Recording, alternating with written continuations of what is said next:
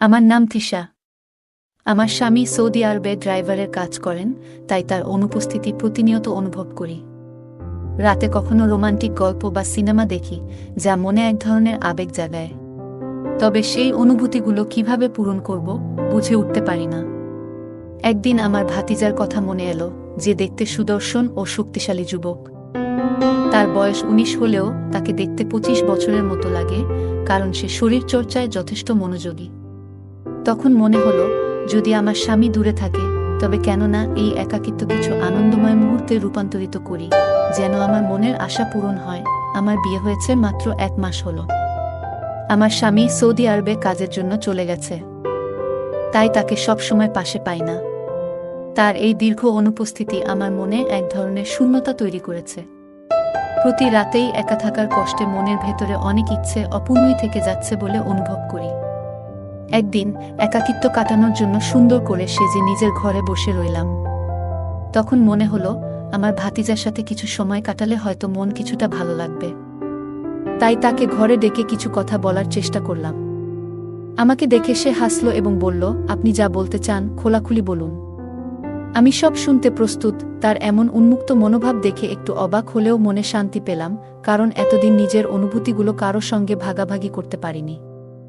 অবশেষে আমরা দুজন গল্প করতে করতে সময় কাটানোর সিদ্ধান্ত নিলাম। এটি আমাদের দুজনের জন্যই স্বস্তি এবং আনন্দের মুহূর্ত হয়ে উঠল। এরপর সে আমাকে ছোটবেলা থেকেই আমার বিয়ের প্রতি একটা আকর্ষণ ছিল। প্রায় ১২ বছর বয়স থেকেই মনের মধ্যে এক ধরনের আকাঙ্ক্ষা তৈরি হয়েছিল। স্কুল ও কলেজে বন্ধুরা মজা করে বিভিন্ন রোমান্টিক গল্প বা হিন্দি সিনেমা দেখাত, যা দেখে নিজের আবেগ সামলানো কঠিন হয়ে পড়ত। এতে বিয়ের প্রতি ইচ্ছা আরও গভীর হতে থাকে। তবে দেখতে খুব সুন্দর না হওয়ায় বেশ কিছু বিয়ের প্রস্তাব এসেও ফিরে যেত, যা আমাকে হতাশ করত। বিয়ের ইচ্ছা যতই বাড়ছিল, ততই বিয়ের জন্য অপেক্ষা দীর্ঘ হচ্ছিল। অনেক খোঁজাখুঁজির পর অবশেষে আমার বাবা মা একটা প্রস্তাব পেলেন এবং দ্রুত বিয়ের সিদ্ধান্ত নিলেন। ছেলেপক্ষেরও তাড়াহুড়ো ছিল, আর আমিও আগ্রহী ছিলাম। ১ মাসের মধ্যেই আমাদের বিয়ে হলো। আমি নতুন জীবনে প্রবেশ করে খুব খুশি ছিলাম, কিন্তু এই সুখ বেশিদিন স্থায়ী হলো না। বিয়ের কয়েকদিন পর জানতে পারলাম, আমার স্বামী সৌদি আরবে ড্রাইভারের কাজ করেন, যার জন্য তাকে বেশিরভাগ সময় দেশের বাইরে থাকতে হয়। যখন শুনলাম তিনি ১ মাস পরেই আবার সৌদি আরবে ফিরে যাবেন, আমার মন ভেঙে গেল। আর আমি চোখের জল আটকাতে পারলাম না।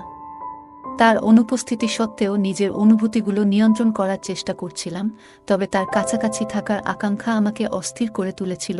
প্রতিদিন রাতে ঘুমাতে পারতাম না।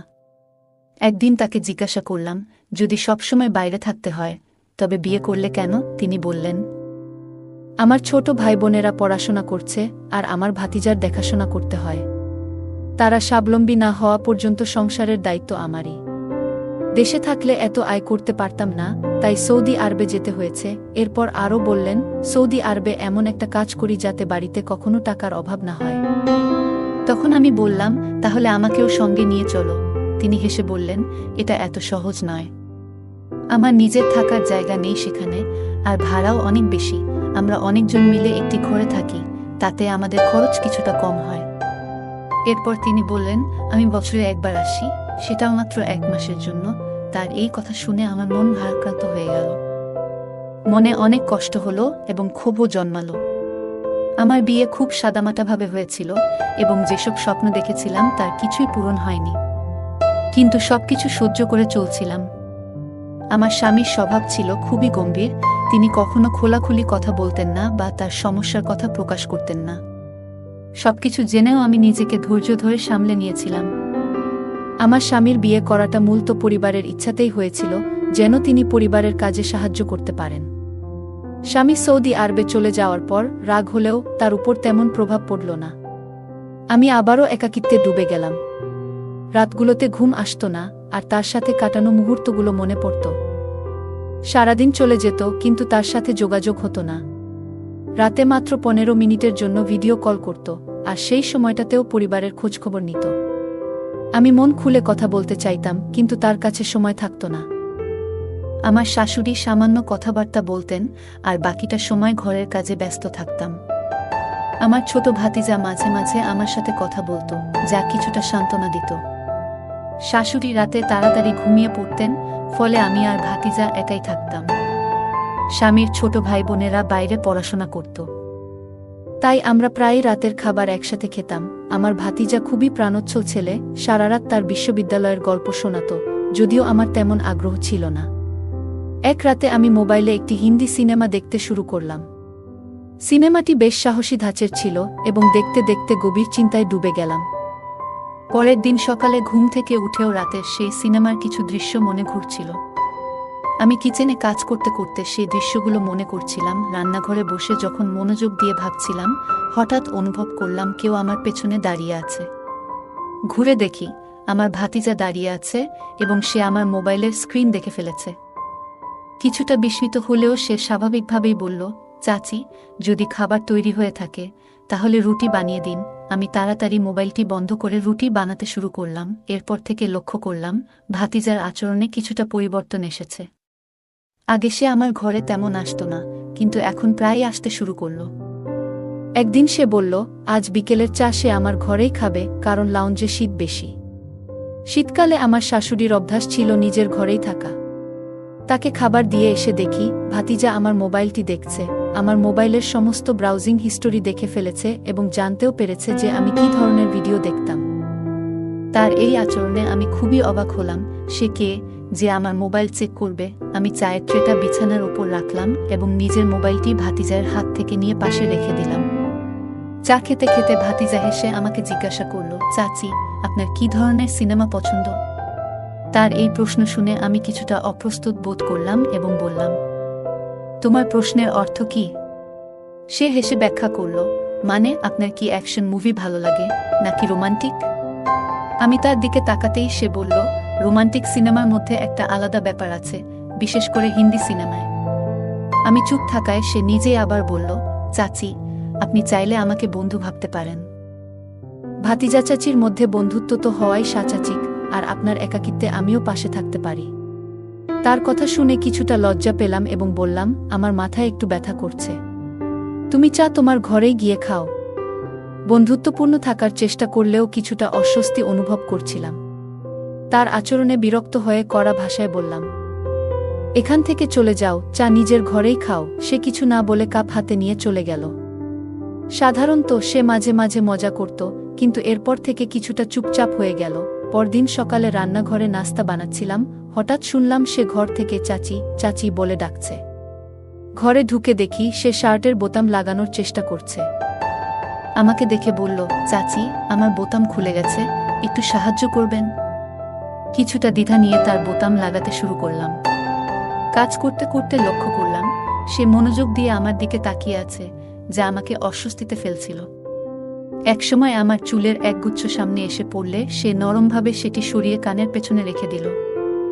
আমি চমকে একটু পিছিয়ে এলে সে হেসে বলল, চাচি, শুধু চুল সরিয়ে দিলাম, এতটা ঘাবড়ে গেলেন কেন? আমি দ্রুত বোতাম লাগানো শেষ করে নিজের ঘরে চলে এলাম। আমার মনে কিছুটা অস্বস্তি হচ্ছিল, তবে আমি নিজেকে সামলে নিলাম। আমি অনুভব করছিলাম যেন ভাতিজা আমার কাছাকাছি আসার চেষ্টা করছে, আর এ কারণেই আমি একটু দূরত্ব বজায় রাখতে চেষ্টা করছিলাম। এক রাতে যখন গভীর ঘুমেছিলাম, হঠাৎ মনে হলো কেউ যেন আমাকে গভীর মনোযোগ দিয়ে দেখছে। এই অস্বস্তিতে আমার ঘুম ভেঙে গেল। ঘরে শুধু মৃদু নাইট ল্যাম্পের আলো জ্বলছিল। চারপাশে তাকিয়ে দেখলাম আর ভাবলাম কেন আমার এ ধরনের অস্বস্তি হচ্ছে। তারপর আমার দৃষ্টি ঘরের জানালার দিকে গেল, যা সাধারণত বন্ধ থাকে, কিন্তু আজ খোলা ছিল। আমি একটু অবাক হয়ে গেলাম, কারণ আমি সাধারণত জানালাটি খুলি না। জানালাটি বন্ধ করতে উঠতেই মনে হলো হয়তো কেউ ভাতিজার ঘরে ঢুকেছে, যা দেখে আমার মনে এক ধরনের অজানা ভয় তৈরি হলো। নিশ্চিতভাবেই ভাতিজাই হবে, যদিও আমি তাকে দেখিনি। তখন আমি আমার ঘর থেকে বেরিয়ে শাশুড়ির ঘরে গেলাম, তাদের পাশে গিয়ে শুয়ে পড়লাম। তবে তারা এত জোরে নাক ডাকছিলেন যে সেখানে আর থাকতে পারলাম না এবং বাধ্য হয়ে নিজের ঘরে ফিরে এলাম। সকালে নাস্তার সময় ভাতিজা আমাকে বারবার লক্ষ্য করছিল। তারপর সে বলল, চাচি, আপনাকে তো চাচার কথা অনেক মনে পড়ে নিশ্চয়ই? আমি বললাম, হ্যাঁ, অবশ্যই অনেক মনে পড়ে। তখন সে বলল, তাহলে নিশ্চয়ই রাতের বেলা অনেক সময় ঘুম আসে না আপনার? আমার ভাতিজা একদিন এমন কথা বলল যে, চাচাকে তো আপনি অনেক মিস করেন, তাই না? তাহলে ঘুমানো নিশ্চয়ই কষ্টকর হয়। তার এই কথায় আমি বেশ বিরক্ত হয়ে গেলাম। আমি তাকে কঠোরভাবে বললাম, তুমি আজকাল খুব বেশি কথা বলছো, এভাবে কথা বলা বন্ধ করো। আমার কথা শুনে সে চুপচাপ সরে গেল। পরের রাতে দেখি আমার ঘরের জানালা অদ্ভুতভাবে খোলা, আর জানালার কাছে ভাতিজাকে দাঁড়িয়ে থাকতে দেখি। এটা দেখে আমার খুব খারাপ লাগলো। পরের দিন তাকে জিজ্ঞাসা করলাম, তুমি আমার ঘরের জানালার কাছে কেন এসেছিলে? সে মৃদু হেসে বলল, চাচি, আপনাকে ঘুমাতে দেখে খুব ভালো লাগছিল। তার এই কথা শুনে আমার খুব রাগ হলো এবং বললাম, এবার থেকে এমন কিছু করলে তোমার চাচাকে জানাবো। সে আমার কথা শুনে একটু বিরক্ত হয়ে চলে গেল। পরের রাতে যখন আমি ঘুমাচ্ছিলাম, হঠাৎ মনে হলো কেউ আমার ঘরে আছে। চোখ খুলে দেখি ভাতিজা আমার ঘরে খুব কাছাকাছি দাঁড়িয়ে আছে। আমি ভয়ে ও বিস্ময়ে বললাম, তুমি এখানে কি করছো? সে বলল, ঘরের দরজা খোলা ছিল তাই ঢুকে পড়লাম। আসলে চাচা যখন এখানে নেই তখন আপনার খেয়াল রাখতে ইচ্ছে হয় আমার। এই কথা শুনে তাকে সাবধান করে বললাম যেন এমন আচরণ আর না করে এবং সীমার মধ্যে থাকে। সে আমার কথা শুনে ঘর থেকে চলে গেল। এরপর থেকে আমি সবসময় সতর্ক থাকি এবং তাকে তার নিজের জায়গায় থাকতে বুঝিয়ে দিয়েছি। পরের রাতে যখন ঘুমাচ্ছিলাম, হঠাৎ মনে হলো কেউ ঘরে এসেছে।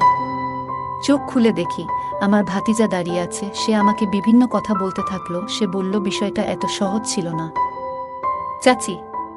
তার আচরণ ও মিষ্টি কথাগুলো যেন আমাকে অসহায় করে দিয়েছিল।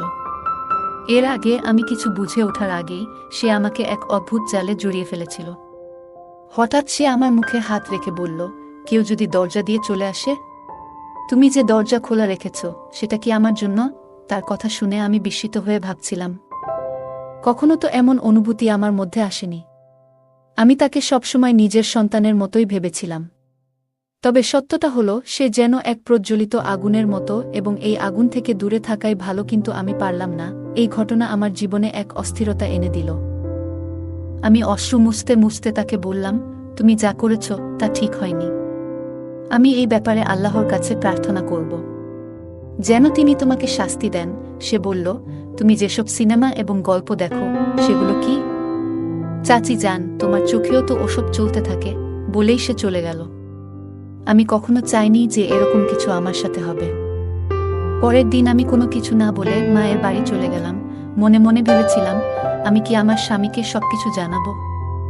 আমি এতদিন এই কথা কাউকে বলিনি। কিন্তু পরের দিন আমার একজন বন্ধুর সঙ্গে দেখা হলে আমি তাকে পুরো বিষয়টি খুলে বললাম। তিনি বললেন, তোমার শুরু থেকেই তুমি তোমার ভাতিজায়ের প্রতি খুব বেশি খোলামেলা ছিলে। আর যদি তুমি এই ঘটনা তোমার স্বামীকে বলো তাহলে সে তোমার কথা বিশ্বাস করবে না, বরং তোমাকে খারাপ মানুষ হিসেবে ধরে নিবে।